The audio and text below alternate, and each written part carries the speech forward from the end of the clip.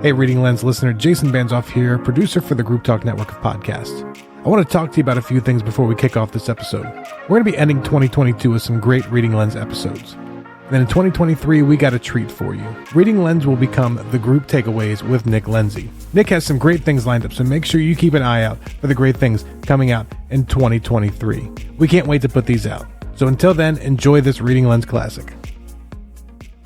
Welcome to Group Talk. 4 shows, 1 podcast from the Small Group Network focusing on topics relevant to small group ministries. Whether you're in a church of 100 or 10,000, whether you're a volunteer or staff, we want to support, encourage, and equip you to lead well. So relax, listen, and enjoy Reading Lens with Nick Lenzi. Hey, Small Group Network, we're back with another episode of Reading Lens. We are so glad you chose to take time to hang out with us. I'm Nick Lenzi, and it's an honor to be your host. If you're with us for the first time, welcome. We're so excited that you've joined us. Here is how Reading Lens works. Each month, I have a guest with us who's also a small groups point person to share with you insights from books we are reading and what our takeaways were and how we plan to incorporate them into our lives, leadership, and our small groups. To help me with today's book is Peter Englert from Browncroft Community Church in Rochester, New York. Welcome to the show, Peter. Nick, thanks for having me. You're like a legend on the Small Group Network, so I feel honored to be on the podcast. I'm happy we finally get to meet. So this is going to be a great episode for you listeners because I feel like there's people that you know that you're going to be good friends with before you meet them sometimes with the Small Group Network. And Peter, like it's been awesome seeing you come in because you're very engaging on social media, which I really appreciate. So you're like involved in our social media Facebook group, but then you also friended me and we've kind of like have hit it. I've stalked a little bit, but like hit it off a little bit. I love how engaging you are in the post you have. So you're a good follow. I appreciate that. Yeah. So why don't you tell the listeners a little about yourself? Sure. So my name's Peter. I grew up in Binghamton, New York, which is the southern tier. It's on the Pennsylvania border. I went to college at Valley Forge Christian College. Now it's the University of Valley Forge. Always felt called to be a pastor, but I took a little detour. I was an admissions counselor, worked in higher ed at Valley Forge. And long story short, I met my wife in Rochester, New York, and Cool. She's very gracious, very kind. But I believe her words while we were in a long distance relationship was, someone's moving and it's not me. And I felt God's call to Rochester. And so I moved here. I kind of gave up the whole dream of becoming a pastor. I just said, hey, I'm willing to work a 9 to 5, maybe I'll find something else, stay in higher ed. But after we got married, got opened the door at Browncroft. And my wife's a mental health therapist. She's got her own practice. I serve as an adult ministries director, which is basically small groups pastor. And we have a daughter, Haley, who's going to be 3 in February, whenever this airs, like the end of February. And then the reason we're recording this now is my wife is literally due. So if you hear this episode and it goes cut off halfway through, it's done. So she's due this Thursday in January. We had another little girl. So I am hashtag girl dad all day. That's awesome. That's fantastic. So we have a couple things in common. I love that you talked about long distance relationship. My wife and I, she was in Knoxville and I was in New York City at the time when we were starting dating, and she didn't give me the ultimatum. I'm more like, this might sound terrible, but I promise you it's a good story. But I went down to visit her, and when things were starting to get going, so we had a great weekend, and I've just felt like, all right, I'm selling everything. I'm leaving my job. I'm moving down to Knoxville. She's worth it. All this stuff. And I get down there, things go awesome. And she worked at a church, and that evening they had a prayer service before their service. And I'm in the prayer room, and the people in the room are praying the thoughts that are going on in my head. And I'm like, what in the world is going on? What is this weird experience? And then we get downstairs to service, and we get to the third song, and it's All Is Well in My Soul, which is my favorite song of all time, but I couldn't sing it. It felt like I had a frog in my throat. So I left and went out into this alley to where she couldn't find me, and just started praying to God, what is going on? And he was like, don't you dare think you're leaving Hoboken. I'm not done with you there yet. And I was just like, oh man, God, come on. This is what I've wanted for so long. And so we ended up getting back back together and we met, and I ended up having to tell her like, hey, I just want you to know, like, I love God more than I love you. And like that played a bit into our story too. I wish I could get into that more, but like that was one of the best things I could have said to her was that like, I love God more than I love you. Meaning that like she didn't have to be everything for me in that sense. But yeah, so she ended up coming obviously this way because I'm still in Hoboken to this day. You know, I'll be honest, I haven't had that conversation with God to know if I'm still supposed to be here. But you know, everything seems to be going well, other than a whole pandemic. But I think that affects us all. But was it because you saw all the orange from the University of Tennessee Volunteers that maybe God said, "Hold on a second"? Most likely. Peter, how did you get involved in the network? So some people appreciate my social media, some people don't. So I started joining groups, and because of my role at Browncroft, you know, basically my rule of thumb is when Nona Jones tells you to do something on Facebook, you just do it. So I started like 6 or 7 Facebook groups that I'm managing, leading with volunteers for Browncroft. And then I just started joining some, and I work with a friend by the name of Adam. He owns a company called The Joy Ethic. He's been kind of coaching me, consulting me. And he said, hey, man, you've got to start blogging, vlogging, you know, make yourself out there. And then the pandemic hit. So I just joined all these groups. And as I started blogging, I just posted it in there. And Derek, a couple times, I don't know if it was Derek or someone else, they like denied it because it wasn't about small groups. So don't do that, folks. But, you know, every once in a while I'd post something for small groups, and then Derek finally reached out. He was super gracious. I apologized. But yeah, he said, hey, start writing for the network. And what I learned about blogging is like you could send an email to somebody or you could write a blog. And for some reason, people think that you're more intelligent when you write a blog as opposed to an email. So there you go. Yeah, that is such a good thing. I've used that too. And then you can use the reversed where like I have a blog for our church where someone wrote to me once and they said, you're like, I don't know that I have time for group. And I put the response, like I took their question and then wrote the blog on it and posted it as the blog.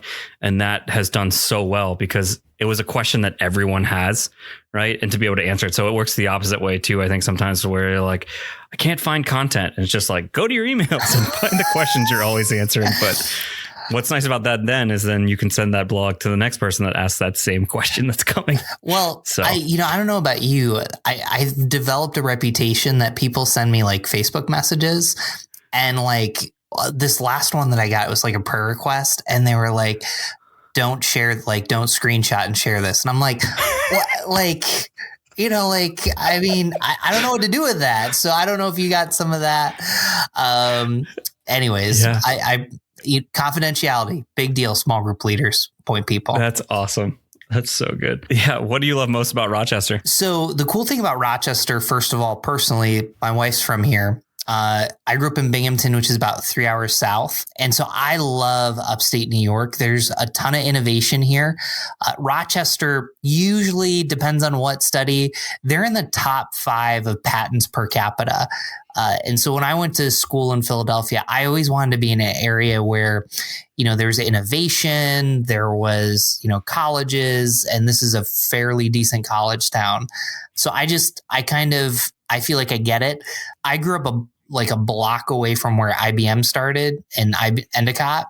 And so being in Rochester, I kind of understand the culture of like, you know, you went to Knoxville and it sounds like everything I expected, like people praying over you and like hugging you.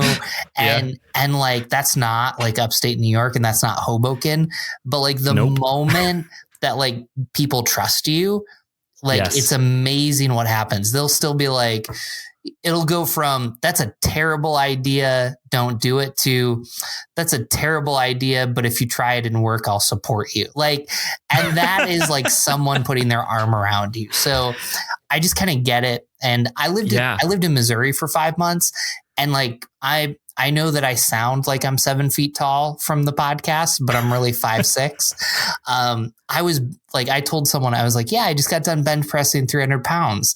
And they were like, really? And I go, have you looked at me? Anyways, but that's, so you can tell I got you and me. Jokes that aren't going to land on a podcast. Yeah. It's okay. Yeah. There you go. No. Yeah. I think that's a great analogy for like the Northeast to East Coast mentality. The way I like to tell others about this, I lived in Chicago for a bit of time, and someone asked me about the difference between the two, and I compared it to like a house, in that I personally feel like the Midwest, they'll let you into the foyer and they'll be hospitable and they'll have a room for you to be in, but they're not going to let you go anywhere in the house like that. It is like thick, but then in the Northeast, like, you're not getting in their house, but as soon as you get in your house, you are a family member. You can go in any room you want. You can open up anything you want. You can go anywhere. And so I've learned to really appreciate that about the Northeast, is that once you gain that trust, the world is yours, and not like to take advantage of it, but to really get to know an individual. So cool. So let's talk about the thing that the reason we got on this podcast together is because of a book that we mutually wanted to read. So this all got started because I saw a post of yours on social media of the next books that you're about to read.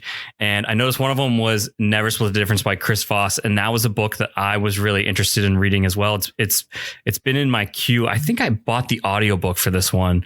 I looked it up, it was like 2.5 years ago. So this is how long this one has been sitting on my shelf.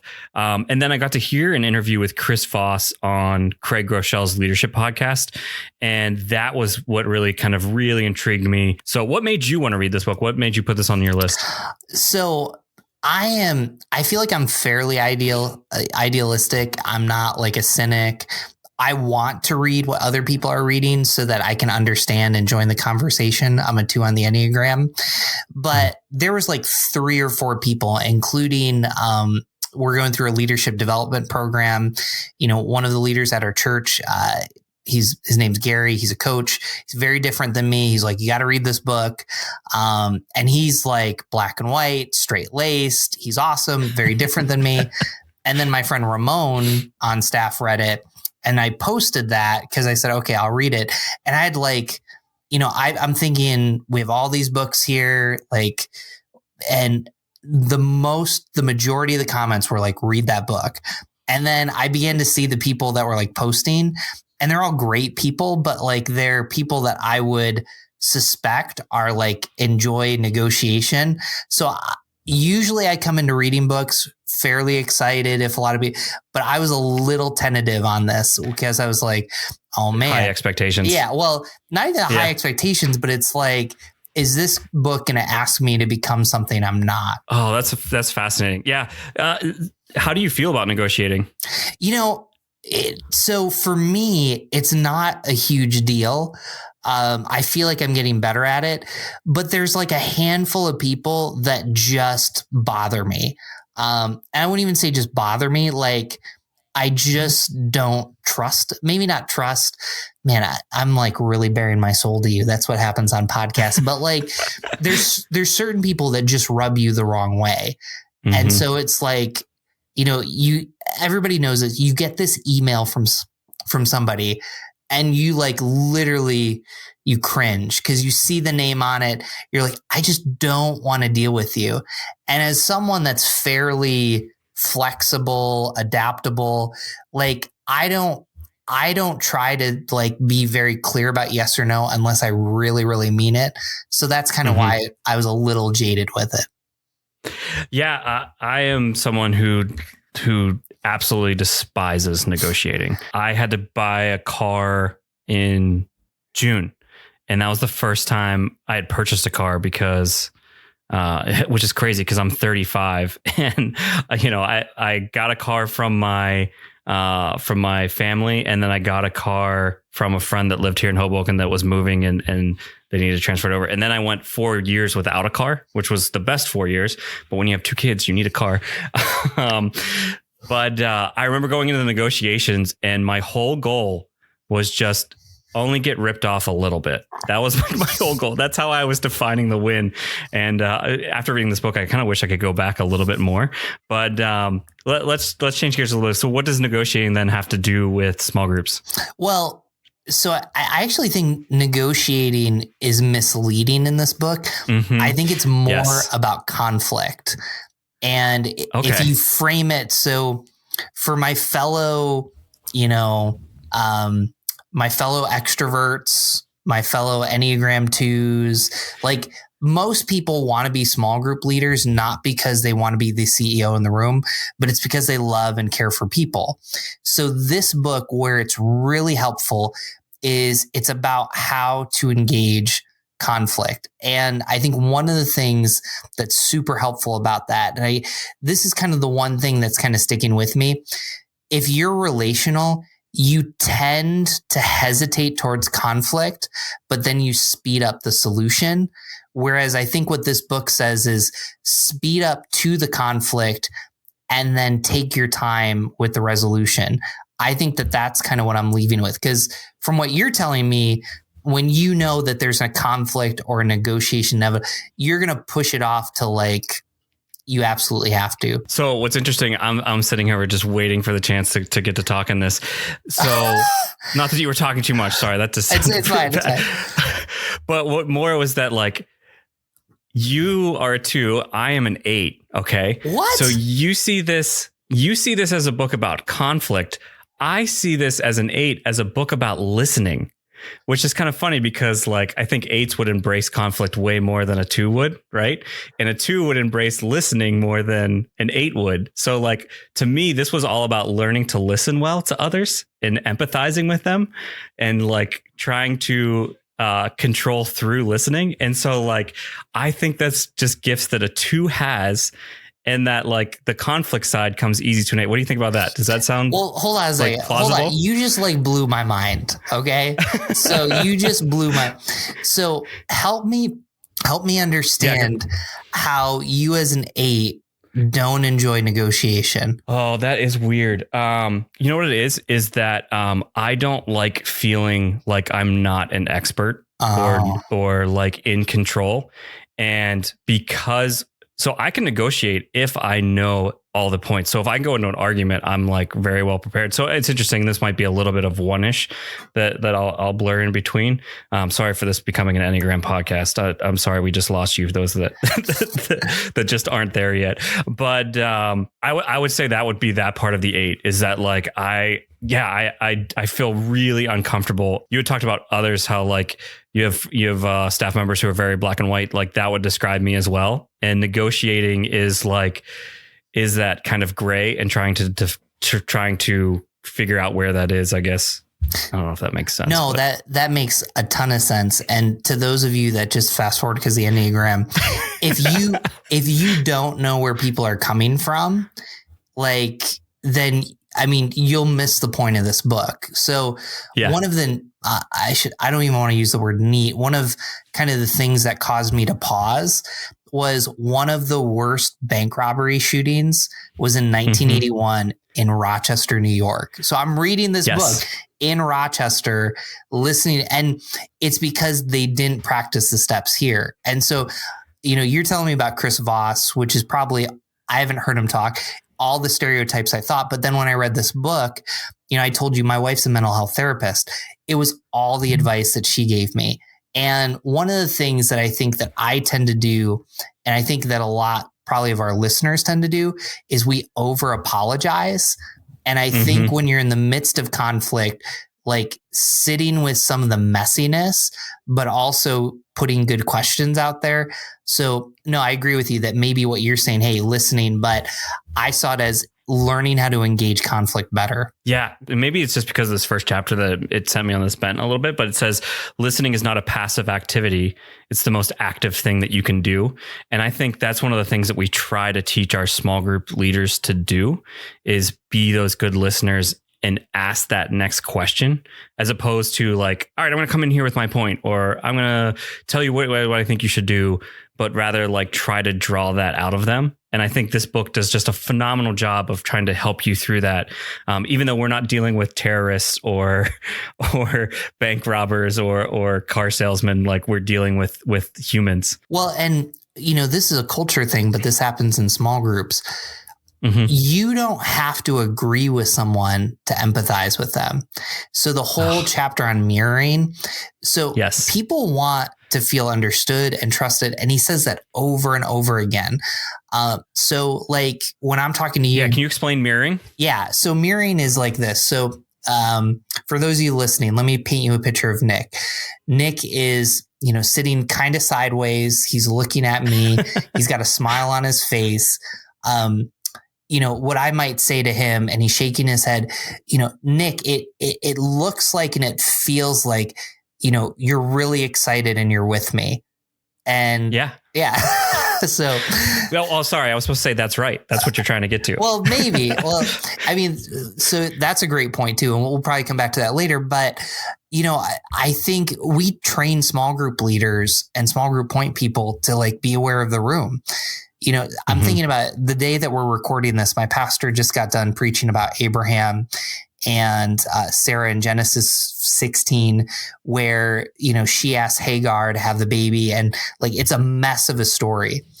And like, say you're having a discussion about that and infertility comes up and someone's head drops and like they disengage from conversation.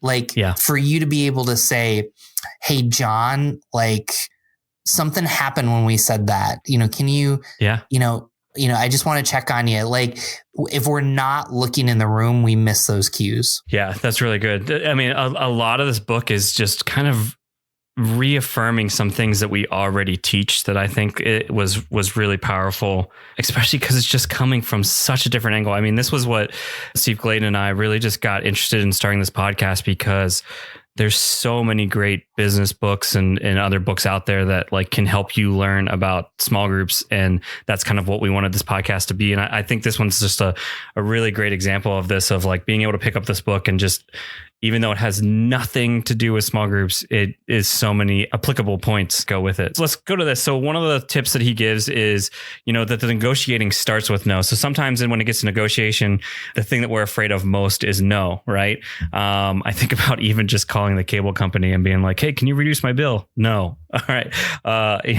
But to seek the no, and that yes is actually the final goal of negotiation. So if negotiating starts with no, right? And, yes is the final goal. When it comes to group, are there some final yeses that we are searching for that instead maybe we need to start with no? Sure. So, when I saw this question, I actually wanted to back up a little bit, because I think there's two things that Voss brings out that are super helpful. Now, I'm going to try to like small group Christianize this.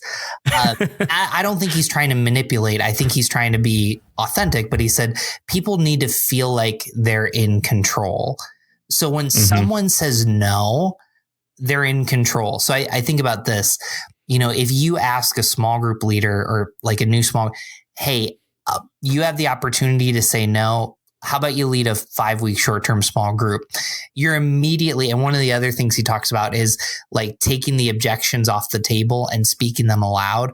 We don't always do that. So number one, when you're communicating about something, does the person feel like they're in control? Because going back to that sales thing, like they know what you're going to ask. So, trying to have a repertoire, trying to understand, that's the first thing with like people feeling they're in control. And the second thing is, and I think this is a really, really good example. So he was talking in one of the chapters about a woman that has a hostage negotiation in Haiti for her husband. And they started off with like $1 million and their number was like 5,000. And I think at the end of it, she ends up paying $2,500, and she simply just keeps going back to how am I supposed to do this? How am I supposed to do this? How am I supposed And like people want to be part of solving the problem. And this kind of goes back to what I said before, which is if you try to fast track the solution and engage the conflict late, this becomes difficult. So with the no's, I think about this. Yeah, you want to get to the yes and you want to get to the no's, but even backing up more is learning to ask the right questions and not being afraid of the no. So, if you come out with, hey, how about you lead a small group for a short term? No, that's kind of an opportunity to have more of a discussion. And again, it comes to, Does the person feel like they're in control? And then does the person feel like they're solving a problem? Yeah, that's wonderful. And I think about this in terms of like, you talk about leadership recruitment. I think it's also there for group promotion. So I think one of the things that we're constantly trying to do inside of groups ministry is get more of those promotional items out there inside our Sunday services and on our social media. And I think sometimes we go into our comms team and just like, we kind of force it on them as opposed to like, hey, is this a good week to potentially post this, kind of thing, and kind of starting that negotiating there as opposed to like, hey, I would love for us to do this week. But even with your comm team and just kind of negotiating from that, we assume that people know like the win. Like we assume that like the Bible. That's a great point. The Bible says thou shalt be in a small group because Jesus was in the small group. Don't go look for that in First Nick 1:7. But like, so we just assume. But like when you walk in there and you say, it would be really awesome if we heard about this Facebook post about people sharing about their small group, and then we recruited 3 people that tell us, the favorite thing about your small group. There's ways that we have to help connect. And I think that that's kind of what negotiation does because, and I was thinking about this. Let me give you this example. Think about an overtalker. We run into that all the time. And the way that this book got me to think of it differently, the yeses and the nos, is if you don't know why someone's an overtalker, you might fix the wrong problem. So, oh, fantastic. So think about this. If an overtalker who's anxious, like they just start talking and then they're in group and they like verbally, puke, like they're just going, well, I'm going to handle that person very differently than I would an overtalker that wants to take control. So if you don't understand why someone's doing that, then when you get to conflict resolution or even kind of problem solving, like the controller might say, like if you said to the controller, hey, can you help me like have other people to talk? Because that's like a classic small group discussion. And they're like, oh yeah, I'll lead next week. And you're like, I'm in a bigger mess right now. But with the anxious person too, if you say, hey, can you help other people talk? Like they might say, no, I can't do that. Whereas if you say, hey, you sound a little anxious when you talk, like help me understand that. Yeah. I think that's an example there. That's it's really interesting. You just sparked a thing in my brain in that, one of the things we train our leaders and it's become really popular at our church is we have this thing called OIC, which is observation, interpretation, and clarification. And I think this is about like letting them have control of the conversation. So observation is, all right, what's the thing that you're observing? So, hey, I noticed that you haven't been able to make group in the past 4 weeks. So that's like the kind of fact or thing that's there. And then there's interpretation. I don't know if things have maybe picked up at work or something's going on at home, or maybe you're disappointed with how group's going. Could you clarify for me? So that's the I. And then the C, clarification. Could you clarify for me? And that gives them control of the conversation, allows them to kind of talk that out. But it's interesting, the conceding control being just a huge theme throughout this entire book that I think is fascinating, because you would think in a negotiation, like you're the one that wants to be in control. But I guess, one of the things that goes against it though is, or not goes against it, but he kind of complements that. So this is a quote from the book. It's in chapter 7. It says, who has control of the conversation, the guy listening or the guy talking?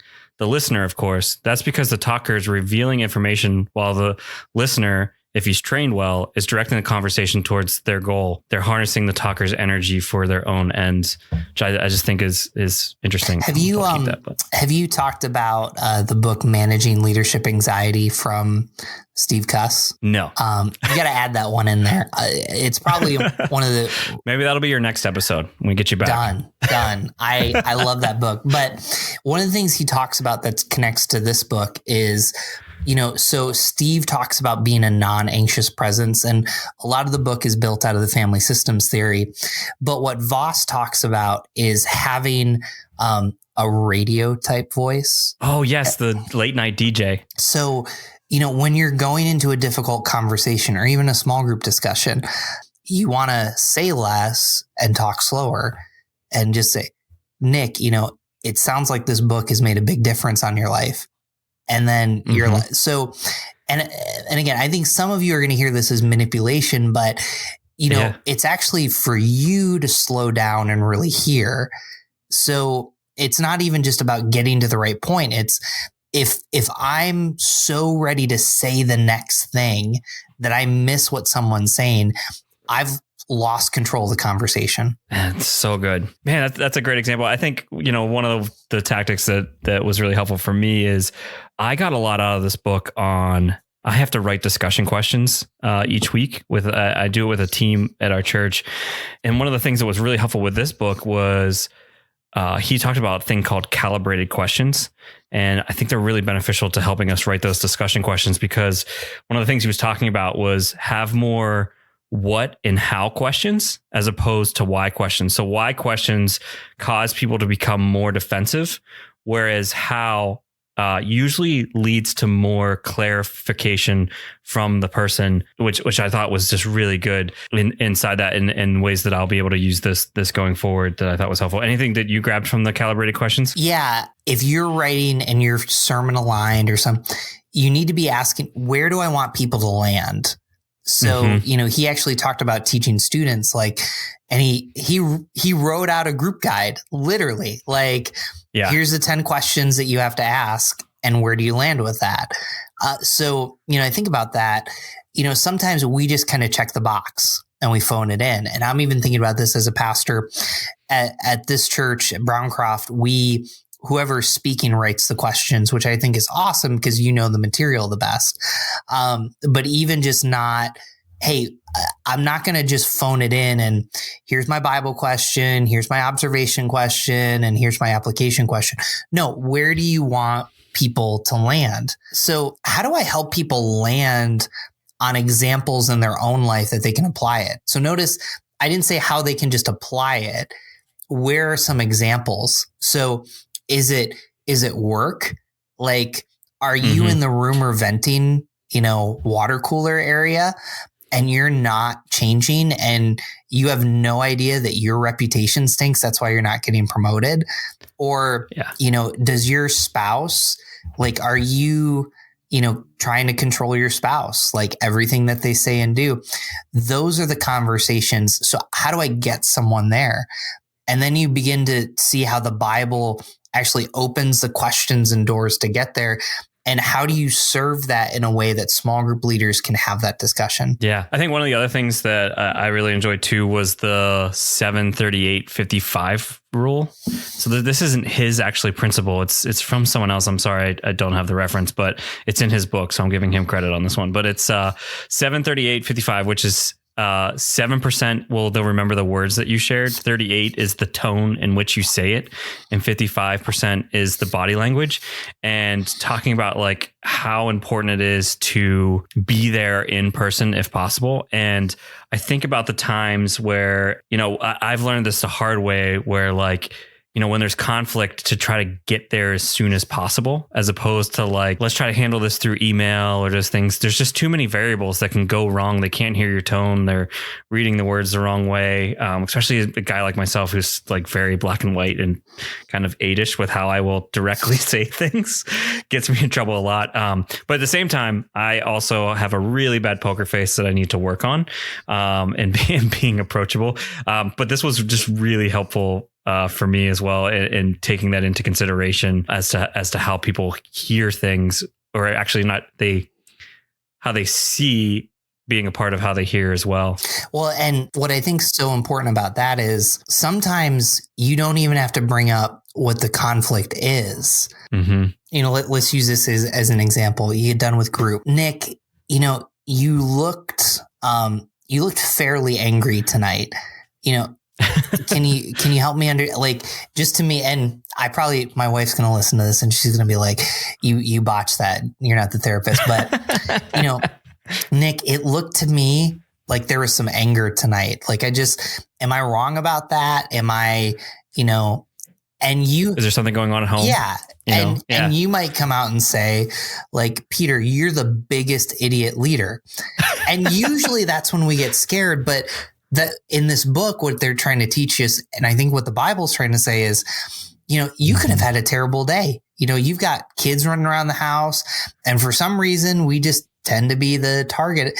And if you really just keep asking questions, then all of a sudden now you've gotten to the root cause of the problem, which if you all of a sudden get offended, and this is where Enneagram 2s or people that are feelers, like they're taking this on as opposed to, and I think this is one of the most helpful things in this, you're not supposed to take that on. You're supposed to kind of listen and pull that in and kind of be Teflon, not to dismiss what they're feeling. But if we don't spend time getting to what's really going on, then it's just a waste of time. Anything else you'd like to share before we end? So I think the last thing is I loved when he said, that's right versus you're right. Oh, yes. That's right versus you're right. So I want to come back to that because I think that is super, super important. So how many times have you been in a conversation with a small group leader? You're recruiting someone and, you hit them over the head like a salesperson. You need to pay $50 for cable because Hulu and YouTube anyways, that's a whole nother thing. But, they go, yeah, you're right. And he makes this distinction. He's like, no, when they say you're right, like they're not there. But when they say that's right. And they're unlikely to act on it. So when they say you're right, like they don't actually believe it. They're kind of just trying to end the conversation. Man, see, that was so good what you said, right? Because that was the clear. and you think about how often that happens. But when someone says that's right, you're in a totally better place.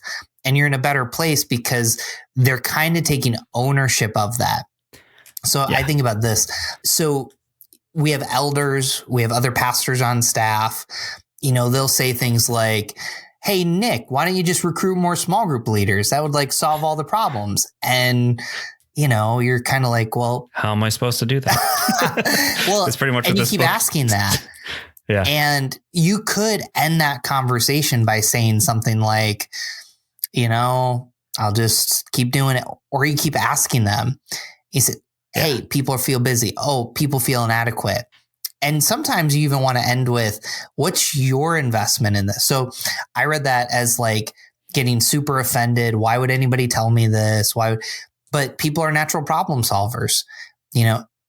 What if everybody says that they're busy? What are we going to do about that? And maybe by the end of it, when they go, oh, that's right, they'll at least understand where you're coming from as opposed to being defensive. Yeah, that's great. I think one other thing that would be a disservice if we didn't include this as well for those who might not check out this book.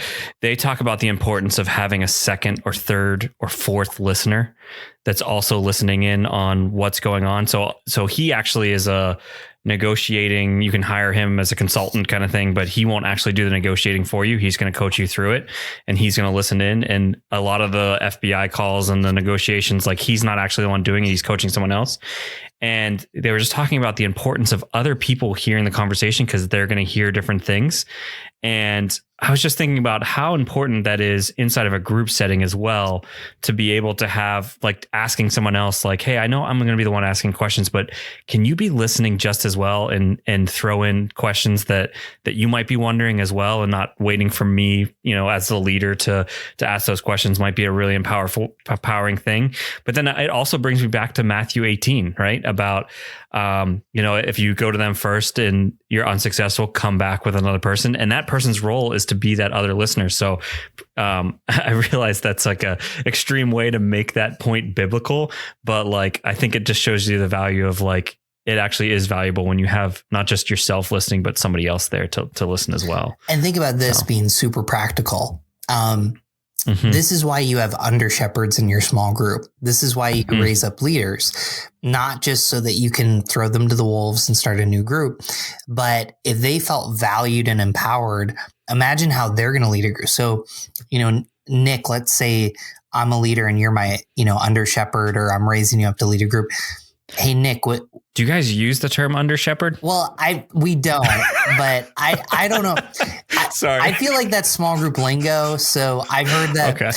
We would say apprentice. Apprentice. Or, I'm sorry. Well, it's okay. So what's funny is, and you can take this out, but we So we don't call our coaches coaches. We call them coordinators because like people in Rochester. We go with community leaders. Yeah. Because like people are like, I don't want to get coached. Like I don't want to get Bobby Knighted.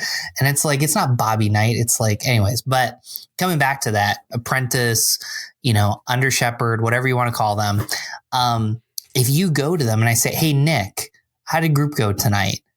Well, you didn't let there be any silence. You rushed over here. Like all of a sudden you're empowering people. And what a way to build leadership. Mm-hmm. So this is a great book you guys should pick up, listen to. I realize you heard this podcast, but we probably covered a quarter of what's in this book. So highly encourage you to pick this up. So let's head into our lightning round and one. So same question we have every single month. Peter, what is another book that you've read recently has had an impact on your leadership? Right now, we just as a staff read One Blood by John Perkins. I think every church leader should read that. It's kind of his manifesto. He's 80 something years old. So yeah. So super, super steeped in wisdom. What's it about? He just kind of reflects on the Bible, on racial reconciliation, on reconciliation in general. And awesome. I just think every church needs to be reading that. He's a fair, gracious, truthful voice that I think we need to be listening to. That's awesome. And what's one you're looking forward to? Right now, I think I'm looking forward to Be the Bridge by Latasha Morrison. So probably somewhere in here, we should probably link the post where you found out I was reading this book and stuff. But yeah, actually, we could do that. Yes. That'd be we can do that. So I'm looking forward to, I won't talk about them, but United We Fall by David French. I'm curious with all the politics. And then my friend Jason Romano, I need to read this, but The Uniform of Leadership about work. So lots of good stuff for small groups there. Well, Peter, this was great. Thanks for being with us today. Well, I'm Nick Lenzi, and I want to thank you for listening with us. Thank you to Peter for sharing your experiences. We hope that you enjoyed today's podcast. Reading Lens will be back next month, and I am bringing on my senior pastor, Chris High from Hoboken Grace Community Church. And we're going to be talking about the book E-Myth Revisited by Michael Gerber. It is probably the most impactful book that I have read in relations to our small groups and our church. I asked my senior leader to be on this because this book was huge for us in breaking through just being a church plant to becoming a solid, I don't know what they call once you go beyond church planting, but like we became a church, right? This is the one that helped us break through. And I'm really excited for us to both get to talk through that because because of just the impact it's had. So if you want to read along with us, that gives you a month to get ahead on that. And come back next week for Inside Saddleback, which will air next week on the same place you're listening to right now. Remember, leaders are readers. Take care, everyone.